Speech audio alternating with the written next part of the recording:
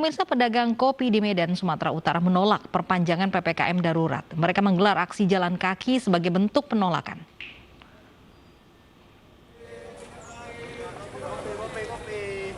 Pedagang, pekerja, dan pegiat kopi menggelar aksi jalan kaki menyusuri kota Medan. Aksi dimulai dari titik nol kantor pos Medan menuju Lonsum, Lapangan Banten, dan kembali ke titik nol.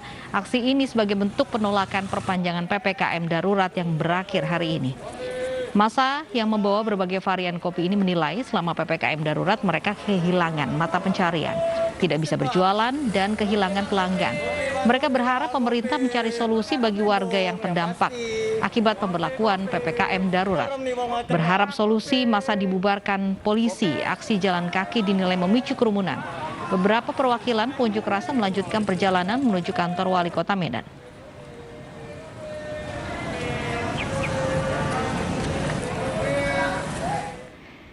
Di Aceh, sebuah kedai kopi menyediakan kopi gratis bagi warga yang sudah divaksin. Pengunjung bisa menunjukkan bukti vaksin untuk mendapat secangkir kopi asli Gayo secara cuma-cuma.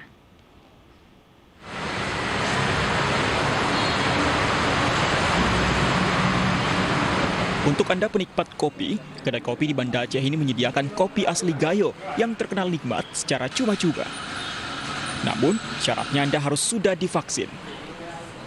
Untuk mendapat secangkir kopi gratis, pengunjung memang harus menunjukkan bukti telah menjalani vaksinasi COVID-19. Sejumlah warga pun berbondong-bondong ke kedai ini usai menjalani vaksin. Jadi program mereka kan untuk masyarakat lebih bisa jadi contoh dengan menunjukkan surat vaksin. Jadinya kita dapat minum gratis. Belum ada batasan waktu sampai kapan kopi gratis ini akan diberikan.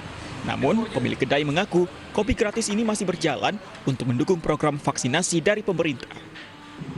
Dari Kota Banda Aceh, Taufan Mustafa, iNews melaporkan.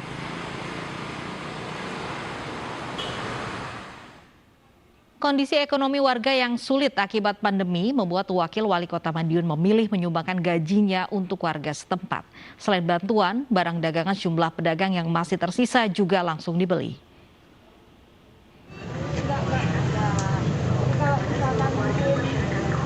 Aksi bagi-bagi sembako dilakukan Wakil Wali Kota Madiun dengan menyusuri jalan-jalan protokol.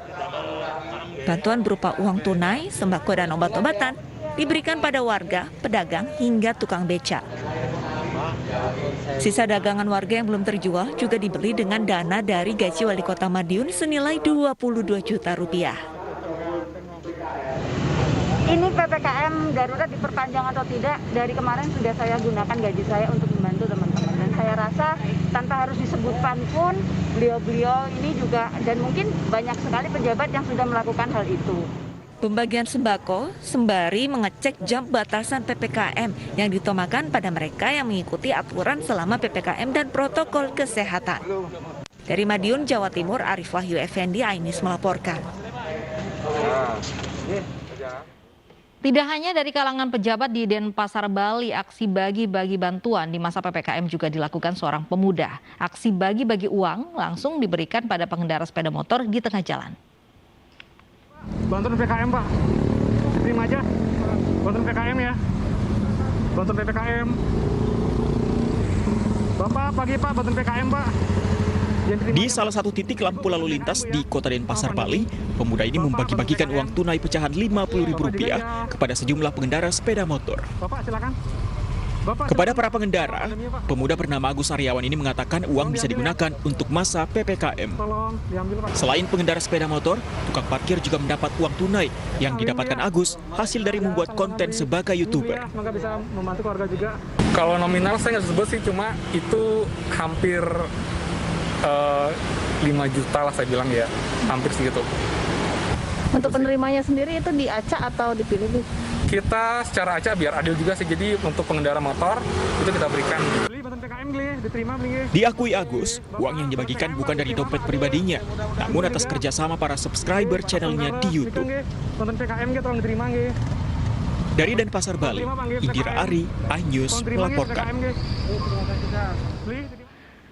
Warga Desa Beting, Kecamatan Sukodono, Kabupaten Lumajang ramai-ramai memasang boneka tolak bala pagebluk. Pemasangan boneka dilakukan warga sejak sepekan terakhir setelah 2 warga setempat melaporkan kepada Ketua RW rumahnya diketuk-ketuk pada dini hari. Ada pemandangan tidak biasa di Desa Kutorenon, Kecamatan Sukodono, Lumajang. Warga memasang orang-orangan di depan rumah. Orang-orangan itu tampak sedang berjaga di depan rumah warga RT 01, 02, 03, dan RW 10. Orang-orangan dipasang di depan rumah bukan sebagai hiasan. Hal ini karena warisan budaya leluhur untuk menangkal wabah penyakit alias pagebluk, termasuk virus corona. Meski warga memasang orang-orangan di depan rumah, mereka tetap berdoa kepada Tuhan Yang Maha Esa.